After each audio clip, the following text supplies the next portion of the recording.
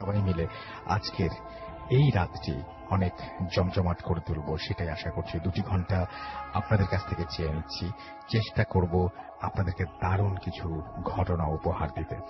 এখন যেটা করব সেটা হচ্ছে যে আমি শুরুতেই মাসুম ভাই আমাকে বলছিলেন যে 2018 এর কি প্ল্যান। তো আমি বললাম যে কি প্ল্যান হতে পারে। তো আমরা এরকম কথা বলতে বলতে ভাবলাম যে আমরা একটা সময়ে সবার আগে ইমেইল দিয়ে শুরু করতাম, তো 2018 আবারও সেটা করলে কেমন হয়। তো আমি চিন্তা করলাম যে হ্যাঁ, ভালোই হয়।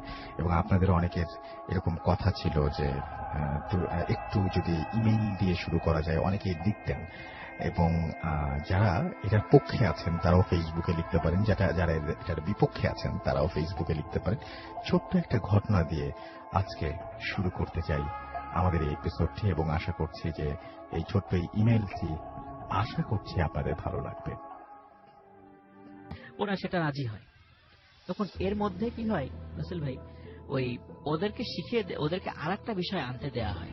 বলা হয় যে একটি মহিলা যিনি সুইসাইড করেছেন, এমন একটি মহিলা, এবং সুইসাইড করতে হবে সে যেন গলায় ফাঁস দিয়ে মারা গেছেন এমন কাউকে। তো এই ফাঁস দেওয়া যেই দড়ি বা যে ওড়না বা যেটা দিয়ে যে ফাঁস দেবে, ওই জিনিসটা তাদেরকে নিয়ে আসতে হবে, এবং ওই মহিলা কবর দেওয়ার পর তার পাঁজরের 3টে হাড় নিয়ে আসতে হবে। এই ধরনের একটা মানে ভয়ঙ্কর একটা বিষয় তাদেরকে আনতে বলা হয়। তখন ওরা এই জিনিসটা মানে চিন্তা করে আমরা কোথা থেকে এটা আনবো, এরকম মানে চিন্তা করতে থাকে। কিন্তু মানে এর মধ্যে ওরা মানে ওদের পাশের গ্রামেই একটা মহিলা মানে ফাঁস দিয়ে আত্মহত্যা করে। ওরা টার্গেট নেয় যে ওই মহিলার কবর থেকে ওই মানে নিয়ে আসবে, এবং বহু কষ্টে মানে ওই মহিলার যেই ওড়নাটা ফাঁস দিয়ে সুইসাইড করেছিল সেটাও ম্যানেজ করে, এবং ম্যানেজ করার পর এবং সত্যি কবর খুঁড়ে রাসেল ভাই ওই 3টে হাড় তারা নিয়ে আসছিল। নিয়ে এসে রাজা মিয়ার কাছে দেয়। আসলে রাসেল ভাই এই রাজা মিয়া ছিল একটা বড় ধরনের একটা ধান্দাবাজ। তো ও এই বিভিন্ন লোকদেরকে দিয়ে ওদেরকে দিয়ে বিভিন্ন এই ধরনের ব্ল্যাক ম্যাজিক করার জন্য যে এলিমেন্টস গুলো প্রয়োজন এইগুলো আসলে ম্যানেজ করার চেষ্টা করছিল, এবং এটা নিজের স্বার্থে কাজটা করছিল, এবং ওদেরকে দিয়ে ওদেরকে একটা টোপ হিসাবে ব্যবহার করছিল যে বিপদ যদি পড়ে তো ওরাই পড়বে, সে পড়বে না। সেটাই। তো ওরা সত্যি ওই জিনিসগুলো এনে দেয়, এবং এনে দেওয়ার পরে আর একটা বিষয় বলে থাকে যে পূর্ণিমার অনেক টাকা শেষ থেকে ওরা তো আগের থেকে শিখিয়ে দিয়েছে পিছন থেকে ডাকলো, পিছন থেকে ফেরা যাবে না, এরকম বিষয় তাদেরকে বলে দেওয়া আছে। ওরা সত্যি পিছন দিকে তাকায় না। কিন্তু অনেকক্ষণ দৌড়ানোর পরে হঠাৎ ইমান আলী খেয়াল করে যে ওর সাথে রজব নেই। ও চিন্তা করে কি ব্যাপার, রজব কোথায় গেল। ও চিন্তা করে হয়তো বা দৌড় দিয়ে রজব আর একদিকে চলে গেছে, ও আর একদিকে চলে এসেছে।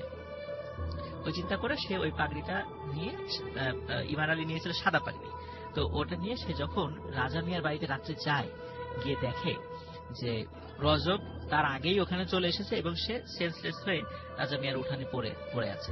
তো রাজা মিয়া তাকে বেশ মন্ত্রতন্ত্র ঝাড়ফুঁক করে তাদেরকে মানে সুস্থ করে। কিন্তু রাসেল ভাই এই রজব কিন্তু ওই পাগড়ি আনতে পারেনি, সে আসলে আনতে পারে, সে ব্যর্থ হয়েছে। কিন্তু ইমান আলী এনেছিল। ওই ঘটনার পরে রাসেল ভাই রজব আস্তে আস্তে আস্তে আস্তে শুকিয়ে যেতে থাকে। মানে এমন ভাবে সে মানে শুকিয়ে গিয়েছিল যে কোনো মানুষ দেখলে মানে তার পিলে চমকে যাবে, এমন ভয়ঙ্কর তার চেহারা, এবং এত চিকন হয়ে গেছিল রজব আলী, এবং ওইভাবে সে মারা যায়। তো একদিন মানে ইমান, এবং এর ভিতরে কি হয়েছিল ভাই, যেহেতু ইমানকে দিয়ে রাজা মিয়া অনেক কাজ করে ফেলেছে, এখন কিছু কিছু বিষয় ইমান আলীকে শিখিয়ে দিয়েছিল, এবং ব্ল্যাক ম্যাজিক দুইজন একত্রে প্র্যাকটিস করতো, এবং এদের আসলে হিতাহিত জ্ঞানই হারিয়ে ফেলেছিল, ভালো করছে না খারাপ করছে, এরকম মানে অনেক বাজে কাজগুলো তারা দুজনে একসাথে করতো আর কি। এর মধ্যে রাসেল ভাই আমরা ইসের কাছ থেকে যেটা জানতে পেরেছিলাম ইমান আলীর কাছ থেকে, সেটা হচ্ছে এক রাত্রে ইমান এবং রজব দুজনে একই সাথে ব্ল্যাক ম্যাজিক প্র্যাকটিস করছিল। তো সরি, ইমান মানে রাজা মিয়া আর কি। তো রাজা মিয়া ইমানকে বলে যে তুই একটু ঘরের ভিতরে যা, আমার একটু কাজ আছে। তো সে ঘরের ভিতরে গিয়ে বসে, এবং রাজা মিয়া বাইরে অপেক্ষা করে, এবং কি যেন তন্ত্রমন্ত্রগুলো পড়ছিল। হঠাৎ মানে ইমান আলী ফিল করলো মানে কি যেন ধূপ ধাপ করে দূর থেকে দৌড়ে দৌড়ে কিছু একটা আসছে, মানে মাটি কাঁপছে, মানে ভূমিকম্পের মতো। তখন সে ওই একটু কৌতূহল হয়ে, ওইটা পাটখড়ির বেড়া ছিল, তো পাটখড়ির বেড়া একটু ফাঁকা করে দেখলো যে আসলে বাইরে কি ঘটছে। তখন দেখলো যে রাজা মিয়ার সামনে একটা ভয়ঙ্কর আকৃতির কালো একটা জন্তুর মতো বসে আছে, এবং রাজা মিয়ার সাথে কথা বলছে। এবং কথাগুলো ঠিক বোঝা যাচ্ছে না, কিন্তু মনে হচ্ছে যে মানে মানে খুবই মানে মোটা গলার একটা কণ্ঠ। তো এরকম কথা বলতে বলতে হঠাৎ রাজা মিয়ার মানে খুব করুণ স্বরে আর্তনাদ শোনা গেল। তো আর্তনাদ শোনার পরে সেও তখন ভয় থেকে বের হচ্ছে না ইমান আলী ঘর থেকে, এবং একটু পরে ইমান আলী মানে ফিল করলো যে ঠিক যেভাবে ধূপধাপ করে একটা জিনিস এসেছিল, ওই জিনিসটা ওইভাবেই দৌড়ে চলে গেল। তখন ও যখন ঘর থেকে বাইরে বের হলো, তখন কোথাও রাজা মিয়াকে খুঁজে পাওয়া যাচ্ছিল না। তো অনেক রাজা ভাই করে ডাকাডাকি করে, তারপরে গ্রামের লোকজনকে সে ডেকে তোলে। পরে রাজা মিয়ার লাশ মানে একটু দূরেই 100 থেকে 200 মিটার দূরে তার লাশটা উদ্ধার করা হয়েছে ভাই। তার দেহ থেকে মাথাটা বিচ্ছিন্ন ছিল, আর তার শরীরে একটা ফোঁটা রক্তও ছিল না। মনে হচ্ছে যে কেউ যেন ওর রক্তটা খেয়ে গেছে। তো এই ঘটনা ঘটার পর রসুল ভাই রজব মানে ইমান আলী অত্যন্ত ভয় পায়, এবং ভয় পাওয়ার পর সে মানে সব সময় মানুষকে বলতো যে আমাকেও তো মেরে ফেলবে রে, আমাকেও মেরে ফেলবে, আমি যেন কখন মরে যাই। তখন তার মস্তিষ্ক বিকৃত হতে শুরু করে। তার বাড়িতে রেখে দেওয়া হয় যখন, তখন অদ্ভুত রাসেল ভাই ওকে যখন বাড়িতে রাখা হতো বাইরে থেকে দরজা লাগিয়ে দেওয়া হতো, কিন্তু সকাল বেলা দেখতো সে ঘরে নাই, এবং তাকে সেন্সলেস অবস্থায় কবরস্থানের গেটে পাওয়া যেত প্রত্যেক দিন। সেটা কিভাবে যেত সে নিজেও বলতে পারে না। এভাবে তার সে আস্তে আস্তে পাগল হতে হতে পুরো দস্তুর একটা উন্মাদে পরিণত হয়, এবং রাজবাড়িতে বিভিন্ন সময় সে বিভিন্ন জায়গায় ঘুরে বেড়াতো, এবং কাউকে দেখলে সে বলতো আমাকে মেরে ফেলবে রে, আমাকে মেরে ফেলবে। তার কথাটা এটা এরকমই ছিল সব সময়। এবং 2002 সাল পর্যন্ত আমরা ইমান আলীকে দেখেছি। এরপরে ইমান আলী যে কোথায় গেছে, আদৌ সে জীবিত আছে না মারা গেছে বা কোথায় হারিয়ে গেছে, আজ 2002 সালের পরে আজ প্রায় 15 বছর 16 বছর ইমান আলীর আর কোনো হদিস নেই। হয়তো বা আছে বাংলাদেশের কোনো এক প্রান্তে, অথবা মরে গেছে, বা কোথায় আছে আমরা কেউ বলতে পারি না, তার ফ্যামিলির লোক কিছু বলতে পারে না। তো আজকের আসলে এই যে ব্ল্যাক ম্যাজিক, এর আগে আমরা ব্ল্যাক ম্যাজিক, আমি বা উভয় অনেকেই আমরা ব্ল্যাক ম্যাজিক রিলেটেড অনেক ঘটনা বলেছি। মানে কৌতূহল যে মানুষকে কত করুণ পরিণতির দিকে নিয়ে যেতে পারে, এই ঘটনা এটার প্রমাণ। Thank you so much. আমরা কয়েকটা জিনিস আফরান ভাই আপনি আজকে আসার জন্য বা আপনার ঘটনা শেয়ার করার জন্য আমরা কয়েকটা জিনিস একটু বলতে চাই। সেটি হচ্ছে যে নতুন বছরে আমরা আরো একটা জিনিস করেছিলাম, সেটা হচ্ছে যে একটা ভার্চুয়াল ফটো এক্সিবিশন আমরা করেছিলাম, যেটা আমাদের ভূত এফএমের যে পেজটা রয়েছে www.facebook.com/bhutfm.russell, সেখানে গেলে আপনারা পাবেন। এবং আমরা চেয়েছিলাম যে আপনার এলাকার যে হন্টেড প্লেসগুলো আছে বা আপনার এলাকার যা কিছু আপনার কাছে ভুতুড়ে মনে হয় বা ভয়ঙ্কর মনে হয় সেগুলোর ছবি পাঠান। এবং আমাদের ভূত এফএম যারা শোনেন এবং তারা অসংখ্য ছবি পাঠিয়েছেন, এবং এই ছবিগুলো একটার পর একটা সেখানে দেখতে পাবেন আপনারা। এবং সেই ছবিগুলো সম্পর্কে আমি একটা কথা বলবো, সেটা হচ্ছে যে একটু বর্ণনা লিখবেন যে এই ছবিগুলো আসলে কি বিষয়ের, বা আমরা তো ছবিটা দেখছি কিন্তু এখানে কি ঘটনা। এবং যদি মনে হয় যে ভালো কিছু, তাহলে আপনার বা আপনি এসে শেয়ার করতে পারবেন, আপনি লিখতে চান, তাহলে এই ছবি সহ আপনি ইমেলটাও করে দিতে পারেন আমাদের কাছে। আমাদের ইমেল অ্যাড্রেস হচ্ছে bhutfm@radio40.fm। ভার্চুয়াল ফটো এক্সিবিশনে আপনারা পার্টিসিপেট করুন, এবং যাদের ছবি বা যাদের প্লেসের যে সমস্ত প্লেসের ছবি দিবেন, সেই সমস্ত জায়গার ঘটনা যদি আমাদের ভালো লাগে, definitely will try to go there, and আশা করব যে আপনারা পার্টিসিপেট করবেন। আর একটা জিনিস, সেটা হচ্ছে যে ভূত এফএমের যে পেজটা রয়েছে সেই পেজে আপনারা কমেন্ট করছেন, সেই কমেন্টগুলো আমি একটু পড়তে চাই। আমি আজকে সেকেন্ড আওয়ারে আরো একটা ইমেইল পড়ব, সেটাও খুব ভয়ঙ্কর, এবং আমি আপনাকে জানিয়ে দিলাম সেটা আগে থেকেই। হাই রাসেল ভাই, আমি শেরপুর থেকে শুনছি, লিখেছেন এমডি মেহেদী হাসান রাফি। আরেকটা ব্যাপার, সেটা হচ্ছে যেহেতু ভূত এফএমের প্রথম শো এই বছরে, সুতরাং আমি চাই যে আপনাদের সাথে একটু কথা বলতে। তো যারা দেশের বাইরে থেকে স্পেশালি শুনছেন, তারা এখনই আপনারা যারা কথা বলতে চান এবং নিউ ইয়ারে সমস্ত ভূত এফএমে যাদেরকে মানে সবাইকে উইশ করতে চান, ভয়ঙ্কর শুভেচ্ছা জানাতে চান, তারা সরাসরি আমাদেরকে ইনবক্স করুন www.facebook.com/bhutfm.russell। এই পেজে গিয়ে ইনবক্স করলে আমরা পেয়ে যাব সেটি, এবং সেখান থেকে আপনাদের অবশ্যই নাম্বার, স্পেশালি যদি আপনাদের কোনো হোয়াটসঅ্যাপ নাম্বার থাকে তাহলে সেটা আমাদেরকে জানাবেন। আমরা সেখান থেকে আপনাদের সরাসরি কল করে আপনাদের সাথে কথা বলতে চাই। ইসমাইল খান জুনিয়র আমাদের লিখছেন যে অ্যাপ দিয়ে শুনছি, অনেক ভালো লাগছে। আসল ভাই অ্যাপের ছবি আপলোড করেছেন, থ্যাংক ইউ ভেরি মাচ। আমাদের সঙ্গে আছেন দেখতে পাচ্ছি, এছাড়াও আপন আমাদের সঙ্গে আছেন, এমডি আলামিন, এছাড়াও আছেন আরিয়ান আলভিন আমাদের সাথে, অন্তহীন আমাদের সঙ্গে আছেন, এবং অ্যান্থনি আমাদের সঙ্গে আছেন, আফনান ভাইয়ের প্রশংসা করেছেন। EH রনি আমাদের সঙ্গে আছেন, আশরাফুল মাহমুদ অ্যাশ কুয়েত থেকে শুনছেন অ্যাপ দিয়ে।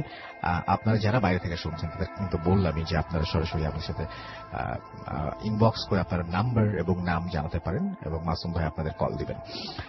আমাদের সঙ্গে আছেন এমডি শ্যামল মিয়া, এছাড়া আমাদের সঙ্গে আছেন নাজমুল জাহান, তানভীর আমাদের সঙ্গে আছেন, আমাদের সঙ্গে আছেন দেখতে পাচ্ছি পিয়ার, এছাড়াও অনামিকা ইসলাম, শাহাদ অনিক, সালমান বিন মোহাম্মদ, হাসিবুর রহমান পিয়াস, এম কে তাজিউল ইসলাম, মিজানুর রহমান হৃদয়, আরিফ আলম SK, সদর ফেরদৌস সহ আরো অনেকে আমি দেখতে পাচ্ছি আমাদের সঙ্গে আছেন। তো যাই হোক, আমাদের ভূত এফএমের পেজে আপনারা লিখছেন যে বছরের প্রথম দিনে যদি বাবু ভাই, আফনান ভাই, হাফেজ সাহেব, ডক্টর আলিফ এনারা আসেন তাহলে খুব ভালো হয়। তার মধ্যে আমরা আফনান ভাই আছেন, আমাদের সঙ্গে আছেন বাবু ভাই, এবং আমাদের সঙ্গে আজকে আমার খুব প্রিয় স্টোরি টেলার আমাদের সঙ্গে আছেন দেখতে পাচ্ছি এখানে ফারনান। তো আপনি এখন বাবু ভাইয়ের কাছে যাব, বাবু ভাই একটা ঘটনা শুনবো আমাদের নেক্সট যে ব্রেক তার আগে। তো একটা ঘটনা শুনতে চাই বাবু ভাই, আজকে ঘটনা যেটা সেটা দেশে ঘটেছে না দেশের বাইরে ঘটেছে? এটা দেশের ঘটনা। দেশের ঘটনা শুনে ফেলি বাবু ভাই। আচ্ছা, এটা হচ্ছে নিতুর ঘটনা আসল ভাই। নিতু তখন স্কুলে পড়তো, 8-9 পড়ে এই সময়কার। So back in like 90s, early 90s এরকম আর কি, 90 সাল শুরু হয়েছে এরকম। খুব বেশি আগেরও না, আবার একদম ইশারা সাম্প্রতি সময়ের।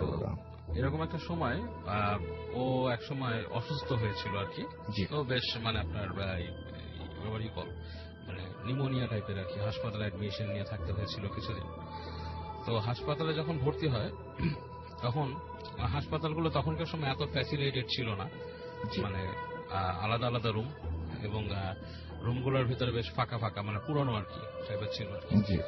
যাই হোক, সন্ধ্যার পরে ওর সাথে ওর আম্মু থাকতো, রাতের বেলা ওর আম্মু আবার বাসায় যেত, আবার রাতে ব্যাক করে আসতো রাত 9টা-10টার সময়। তো একদিন মৃত্যু শুয়ে আছে আর কি। তো এরকম সময় দেখে একটা বারান্দার কাছ থেকে একটা ছোট বিড়াল, খুব ছোট বিড়াল, মানে কেবল হওয়ার থেকে একটু বড়, মিউ মিউ করছে দরজার কাছে বসে। এবং ওই বারান্দার মধ্যে হালকা একটা লাইট জ্বালানো ছিল, লাল বাতি, মানে যে নর্মাল যে আমাদের আগে ফিলামিন বাল্বগুলো ছিল সেই বাল্ব, সে বাল্বের আলো পড়ছে। আর ওদের রুমের মধ্যে সামান্য একটা লাইট লাগানো ছিল যে রুমে ও মানে শুয়েছিল। তো বেশ একটা কেমন জানি একটা মানে রহস্যজনক একটা বিড়ালটাকে লাগছিল দূর থেকে। এবং বিড়ালটা মোস্টলি হচ্ছে ব্ল্যাক, মাথার কাছে কালো, বডির বাকি অংশটা সাদা, এরকম মানে ছিটছিট আছে কিছু। তো বিড়ালটা মিউ মিউ করছে এবং ওর দিকে এক দৃষ্টি তাকিয়ে আছে। তো ও জিনিসটাকে দেখে খারাপ কিছু ভাবে না বা ভয়ও পায় না, বাট ওর কাছে বেশ রহস্যময় লাগতে থাকে। তো কিছুক্ষণ তাকিয়ে থাকার পর ও হাত দিয়ে বিড়ালটাকে এভাবে ডাকে, এবং হাত দিয়ে জাস্ট ডাকার পরপরই বিড়ালটা আস্তে করে উঠে আসে, উঠে এসে ওর খাটের কাছে নিচে দাঁড়িয়ে থাকে। তো ওখানে দাঁড়িয়ে থেকে বিড়ালটা মিউ মিউ করছে। তো ওর ইচ্ছা করছে যে খাট থেকে নেমে বিড়ালটাকে ধরার। তো অনেক কষ্টে সে বিড়ালটাকে নিচে যেয়ে তুলে নিয়ে আসে, এনে তার বেডের পাশে রাখে, এবং দেখে যে বিড়ালটা ঠিক তার কাছে বসে আছে এবং বেশ আদর নিচ্ছে আর কি, বিড়াল যেরকম করে আর কি। তো রাতের বেলা ওর মা যখন আসে তখন বিড়ালটাকে দেখে তার মা খুব মানে আপনার রাগ করে যে তুমি অসুস্থ এই বিড়াল কোত্থেকে পাইছো। তো বলে যে আমি বিড়ালটাকে আমি বারান্দায় পেয়েছি, ও আসছে এখানে আমার কাছে দাঁড়াইছিল। তোর মা বলে না, বিড়াল তো রাখা যাবে না সাথে। ও আবার খুব একগুয়ে হয়ে যায়, মানে কান্নাকাটি, সে বিড়াল ছাড়বে না। তো ওর মা এটা নিয়ে খুব করতে থাকে, দেখে অসুস্থ, ওকে পাড়াপাড়ি করলে সমস্যা হবে। তো বিড়ালটাকে ওর কাছ থেকে নিয়ে ওর মা বলে আচ্ছা পাশে থাক, এখানে থাক, তোমার সাথে রেখো না। তো সে তারপরও ছাড়বে না। তারপর ওর মা বিড়ালটাকে সাইড করে রাখে। তো যেটা হয়, বিড়ালটা মাটিতে শুয়ে চুপচাপ শুয়ে থাকে এবং ওর দিকে তাকিয়ে থাকে, মিউ মিউ করে, মানে it's like a pet cat, এরকম একটা অবস্থা হয়ে গেছে, বিড়াল পোষা বিড়ালের মতো। ডাক্তার এসে বলে যে বিড়াল কোত্থেকে আসছে। ওর মা বলে যে বিড়াল তো এখানে পাইছে এসে। যাই হোক, কোনোভাবে বিড়ালটাকে ওর কাছ থেকে সরানো যায়নি, আশেপাশে থাকছে। এবং যখন অসুস্থ হয়ে যায় বিড়ালটাকেও নিয়ে যেতে চায় বাসায়। তো ওরা কেউ নিবে না, ওর মাটা নিতে দিবে না, সে জোর করে বিড়ালটাকে বাসায় নিয়ে যায় সে। তো বিড়ালটাকে যখন নিয়ে যায়, বিড়ালটা ওর একেবারে মানে খেলার সাথীর মতো হয়ে যায়। এর মধ্যে কিছুদিনের মধ্যে বিড়ালটা একটু বড় হয়ে গেছে, এবং বিড়ালটা আপনার ওইখানে মানে আপনার রুমের মধ্যে চলাফেরা করে, ওর বিছানায় শুয়ে থাকে, জাস্ট লাইক পোষা বিড়ালের মতো। কিন্তু ওর বাবা মার খুব মানে রাগ ছিল বিড়ালটার প্রতি।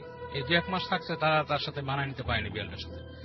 ওর বাবা মা কি করে, ওই বিড়ালটাকে একদিন ওর বাবা প্ল্যান করে যে দূরে ফেলে দিয়ে আসার, এবং ওরা যথারীতি একজন মানে ওদের বাসার কাউকে আসলে বলে যে বিড়ালটাকে নিয়ে যেতে, এবং ওদের বাসার কেউ একজন বিড়ালটাকে নিয়ে চলে যায়। জিনিসটা ওকে জানানো হয় না।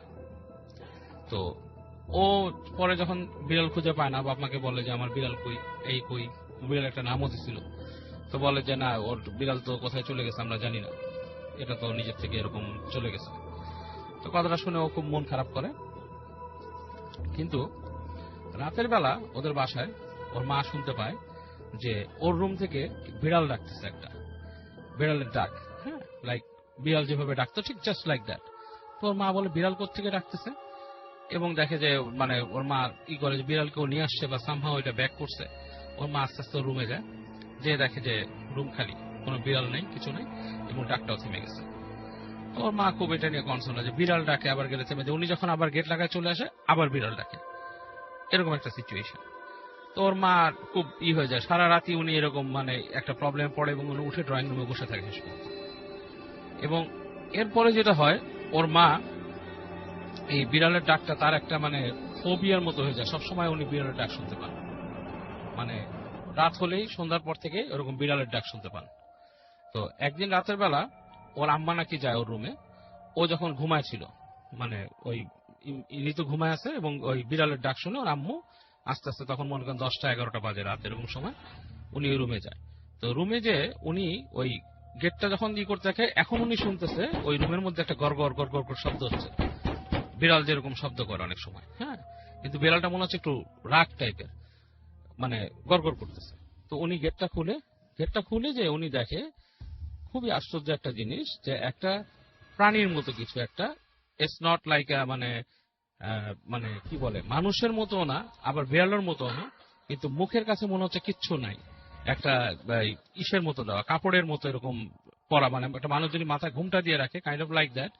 এবং সেটা ওই নিতু শুয়ে আছে, তার মাথার কাছে গড়গড় গড়গড় করছে, এবং শব্দটা একটা বিড়ালের মতো। উনি যখন রুমে ঢুকে, সেই জিনিসটা ওনার দিকে মুখ ফিরে তাকায় এরকম, এন্ড অন্ধকারের মধ্যে, মানে আধো অন্ধকারের মধ্যে উনি বেশ ভয় পেয়ে যায় জিনিসটা দেখে, যে এরকম কি, এবং ওনাকে দেখেই ওনার দপ করে সেটা চলে যায়, মানে ইটস লাইক মাটিতে পড়ে খাটের নিচে চলে গেছে। তো উনি চিৎকার করে ওঠে, মানে একটা সাউন্ড করে ওঠে, সাউন্ড করে লাইট জ্বালায়, ওর আব্বু আসে, এসে বলে যে কি হয়েছে। তো উনি বলে যে আমি এরকম প্রায় এখানে এরকম বিড়ালের ডাক শুনতাম, এবং করতাম, যে মৃত্যুকে ডাক দেয় যে তুমি কি কোনো বিড়ালের ডাক শুনছো বা সামথিং লাইক দ্যাট। উনি তো বলে যে আমি বিড়ালের ডাক শুনছি, মানে বিড়াল মনে হয় আসে এখানে। বলে আসে মানে, বলে জানি না, ও এখান থেকে আসে, এসে আমার সাথে দেখে, আমার সাথে খেলা করে, এবং তারপর সে চলে যায়।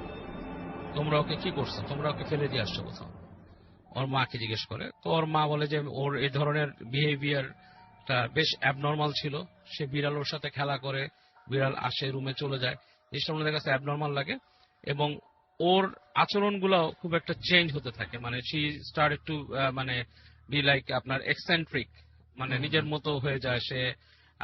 দেখা যাচ্ছে যে তার নিজের যে নর্মাল কাজগুলোও করে না। এবং ওর মা একজন ইসের সাথে কথা বলে যে আমার মেয়ের এরকম একটা বিড়াল পাইছিল, এরকম এরকম কাহিনী, এবং আজব কিছু কথা বলে যে রাত্রেবেলা ওর রুমের মধ্যে বিড়াল ডাকে, এবং জিনিসটা খুব ভৌতিক কিছু, এরকম ভাবে ওর মা মনে হয়, এবং কথা বলে একজন সাথে। তখন উনি বলে যে আপনার মেয়ের হয়তো কোনো কিছুর নজর লাগছে বা কিছু, এবং অনেক সময় দেখা যাচ্ছে এই ধরনের জিনিস এই পশু পাখির ফরম্যাটে এসে হাজির হয় আর কি। তো আপনি এক কাজ করেন, আপনার বাসাটা বন্ধ করে দিন, ওর ওই ইটা বলে। তো এটা বলার পরে উনি হুজুরকে মানে বলেন যে আপনি যে প্রসিজার করার আপনি করে দেন। আচ্ছা। তো ওই হুজুর এসে একদিন দিনের বেলা ওদের বাসার রুমের চারপাশে এরকম কিছু এরকম দোয়া লিখে লিখে বাসাটাকে বন্ধ করে দেন। তো যখন বন্ধ করে দেন, ওই দিন রাত্রে সন্ধ্যার পর থেকে রাসেল ভাই ওই বাসার আশপাশে মানে শুধু মনে হচ্ছে যে খুব মানে মানে রাগী বিড়াল যেরকম ঝগড়া করে সেরকম টাইপের গড়গড় গড়গড় বিড়ালেরটা, মানে খুবই মানে ভয়ঙ্কর টাইপের মানে লাগতে থাকে। এবং আশ্চর্যের ব্যাপার, বিড়াল ডাকটা শুনতেছেন উনি, ওর মা এবং ওর বাবা, আর কেউ কিন্তু শোনে না। আর ও ওখান থেকে পাগলের মতো বলতেছে তোমরা কি করছো।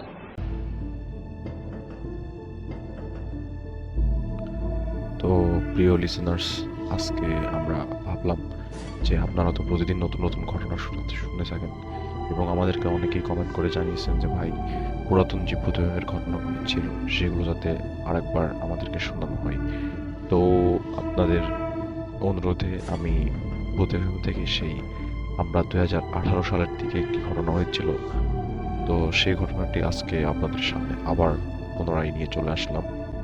তো আশা করি ঘটনাটি আপনাদের অবশ্যই ভালো লাগবে, যেহেতু পুরনো ঘটনা এবং এটি আমি মনে করি আমার নিজের কাছে একটি ইমোশন, এবং আশা করতেছি যে আপনাদের কাছেও সেরকম একটি বিষয়। তো আমার অনেক পুরনো স্মৃতি মনে পড়ে গেল। তো আপনারা যদি এই ঘটনাটি শুনে থাকেন অবশ্যই কমেন্ট করতে ভুলবেন না, এবং আমাদের চ্যানেলটি তো অবশ্যই সাবস্ক্রাইব করবেন, কারণ এখানে আমরা প্রতিনিয়ত নতুন নতুন ভূতের গল্প এবং নতুন নতুন এপিসোড আপনাদের জন্য এনে থাকি। তো আজকের মতো এতটুকুই। ইনশাআল্লাহ পরবর্তী এপিসোডে দেখা হবে আপনাদের সাথে। ততক্ষণ পর্যন্ত সবাই সুস্থ থাকবেন, ভালো থাকবেন এবং অবশ্যই আমাদের সাথে থাকবেন। ধন্যবাদ।